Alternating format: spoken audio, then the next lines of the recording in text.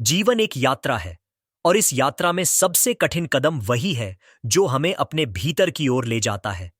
यह स्क्रिप्ट उसी यात्रा की कहानी है। जागरण की यात्रा, साक्षी भाव की यात्रा, उस मौन की खोज की यात्रा जहां शब्द समाप्त हो जाते हैं और अस्तित्व बोलने लगता है।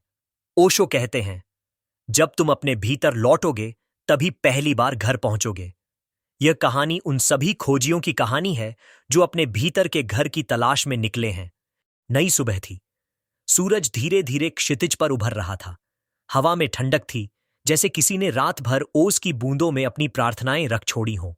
एक युवक, आरव, समुद्र किनारे बैठा था। उसकी आंखों में बेचैनी थी, जैसे वह खुद को खोज रहा हो, पर रास्ता कहीं खो गया हो। उसे हमेशा लगता था कि जीवन कुछ और है, बहुत गहरा, बहुत विशाल, पर वह क्या है, वह नहीं जानता था। भीड़ में रहते हुए भी वह अकेला रहता था। उसके भीतर एक प्रश्न जलता था, क्या यही जीवन है? खाना, सोना, काम करना और फिर मर जाना। उसी बेचैनी ने उसे ओशो की पुस्तकों तक पहुंचाया। पहली बार जब उसने ओशो का एक वाक्य पढ़ा, जीवन एक खेल है, गंभीरता सबसे बड़ा पाप है, तो उसके भीतर एक बिजली सी चमकी। उसे लगा, कोई तो है जो उससे सच बोल रहा है, बिना डर के, बिना नकाब के।